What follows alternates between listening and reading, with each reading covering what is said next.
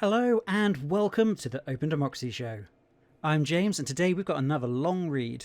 In today's piece, James Meadway asks if a deal between China and Saudi Arabia could be the beginning of the end for the dollar-dominated global economy. It was first published on the 30th of January 2023 and, as I said, was written by James Meadway. Are we seeing the collapse of the dollar-dominated global economy? Two small but critically important pieces of news in the past few weeks are early indicators that the global economic order, centered on the primacy of the dollar, is slowly coming apart, bringing the threat of radically worsened instability. First, Saudi Arabia's finance minister said the Gulf Kingdom had no objection to selling its oil in a currency other than dollars. Saudi has made similar noises before, but this latest suggestion comes after Chinese President Xi Jinping urged Gulf countries to take up the yuan for the settlement of oil and gas trades with China in the first China-Arab State Summit, hosted with great pomp and ceremony by Saudi's Crown Prince Mohammed bin Salman in Riyadh last month. As the world's largest crude oil exporter, and until recently a linchpin of US strategy in the Middle East, any such moves by Saudi Arabia would be big news. It would mean that the world's first and second largest oil exporters, Saudi and Russia, would no longer be looking to trade that oil solely in dollars. In recent years, Saudi has been developing increasingly close ties with China, the world's largest oil importer. The December summit saw both sides repeat their firm support for each other and sign a series of deals on trade and technology. These included a memorandum of understanding with Chinese tech giant Huawei on supplying cloud computing and high-tech infrastructure for Saudi cities in defiance of US bans. A new petro-yuan would cement this rupture in the international system. On the other side of the world, there's been an announcement by Brazil and Argentina that they too would be looking to use a new currency for bilateral trade, this time establishing an entirely new money, potentially to be called the SIR. There have been moves to create a joint Brazil-Argentine currency before, but they have tended to flounder on political grounds, with strong opposition from both countries' central banks. Now, with left-leaning and independent-minded governments in both countries, there is a greater willingness to try and establish a new currency, separated from the dollar system. Early reports indicate that it is planned to be a foreign trade-only instrument used in settling payments for cross-border trades rather than something you take to the shops. Both countries recognise the complications involved, but with other South American countries invited to join, it could over time start to function as an alternative to the dollar. Put these two items together and they feed into a general pattern where major economies are starting to back out of the dollar-dominated global system. Since the end of the Cold War, we have all lived in a world where the US economy, and with it the dollar, are overwhelmingly important. The system has wobbled on occasion, perhaps most dramatically, in the 2008 global financial crisis. But historian Adam Tooze's account of that crisis crashed agrees that the crisis demonstrated the power of the US, which was eventually able to stabilise the rest of the global economy via a system of swap lines from the Federal Reserve. These offered very cheap dollars in an emergency to politically favoured countries like Britain, granting them a bailout of domestic financial institutions. This gave the US huge weight. If you can choose to rescue someone or not, you have immense power over them, as Tooze argues. Even the threat of removing emergency support can give you power. But it was that demonstration of power that helped sow the seeds for the system's steady collapse, as we are seeing today. Precisely because the US was able to exercise its monetary power in a way that matches its broader interests, so only its closest allies had access to swap lines, but every country could find itself in need of dollars in an emergency, it has created incentives for other countries to withdraw, as far as possible, from the dollar-centred international monetary system. End of the dollar regime. Since 2008, other economies, led by China, have grown faster than the US, and some US close allies like Britain have fallen behind.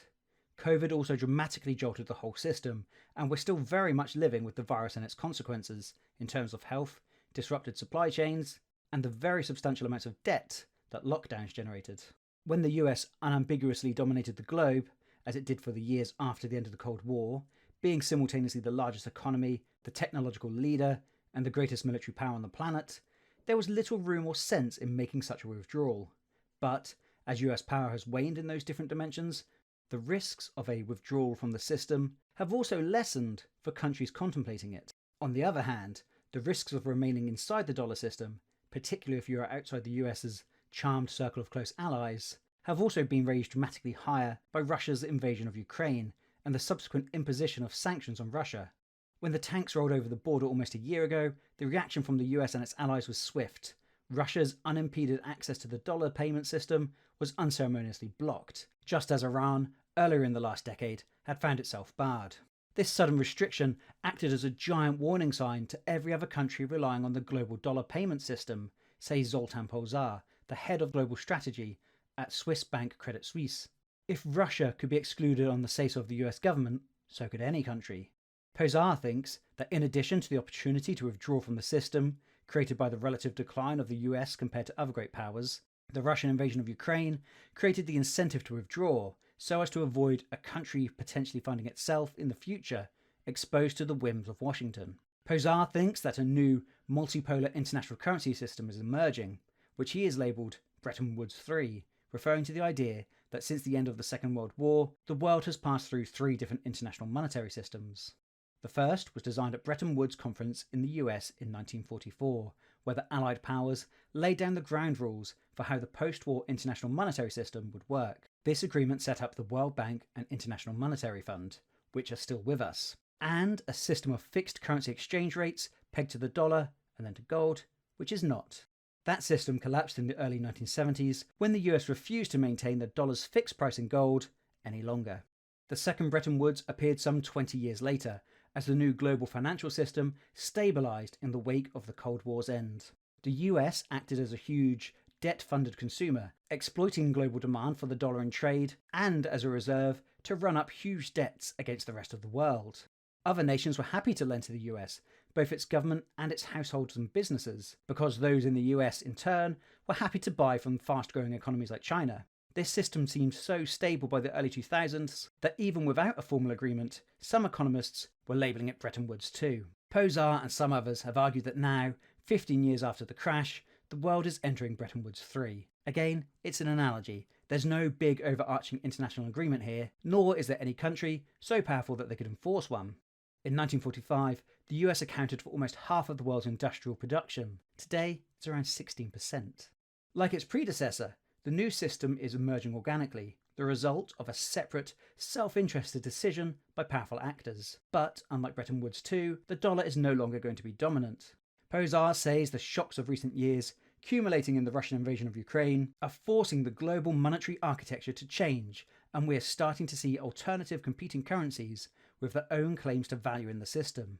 Pozsar argues that China's renminbi is on its way to becoming such a currency, with its value determined on the basis of its role in commodity trade, much like the very first Bretton Woods regime, which ultimately depended on the dollar being valued in relation to gold. The petro-yuan, if it ever comes to fruition, would be a clear example. This is a pretty bold claim. The dollar still accounts for around 50% of global trade, and while the renminbi is creeping up, it is used in barely 2% of global transactions. The US is still the world's largest economy, carries huge soft power weight around the world, think Hollywood or its music industry, and is the world's largest military spender by some distance. But it's the smaller changes that can start to matter. In a fragile, crisis-prone system, small changes at the margins can start to provoke big shifts elsewhere. Meanwhile, India has started trading in rupees with Russia and China. The UAE has started using dirham. Little by little, countries are inching out of the dollar trade and finance system. They are unlikely to decouple completely unless forced to. The US remains too big and powerful an economy for that. But it would mean that the unipolar world that we've lived in since the end of the Cold War looks like it's coming to an end. Changes in global economic leadership have taken place many times before. In his classic work, The Long 20th Century, Italian economist Giovanni Arrighi argues these have followed a geopolitical sequence over the past 700 years or so, as capitalism rose to become the dominant world system. In each phase of its growth, a new hegemon emerged, an economy powerful enough to act as a stabiliser for the whole system. So Genoa gave way to Holland in the 16th century, Holland gave way to Britain in the 18th, and Britain gave way to the US in the 20th. But each transition, Origi noted, is historically a period of enormous instability. We now live in an era of war in Europe, rising tensions across the globe, and the unending grind of climate change, bringing with it resource depletion and mass extinction. The near future is one of grave uncertainty and instability as the new global monetary regime takes shape. Well, thank you so much for listening. If you'd like to read that article for yourself, you can do so by heading over to openDemocracy.net. Also, if you enjoyed today's show, now would be a great time to hit that subscribe button on your podcast platform of choice so that you never miss another episode. And since you've got your phone out to do that, why not head over to your social media platform of choice, search for Open Democracy, and give us a follow there as well. Thank you so much for listening, and as always, I really do hope you have a great day.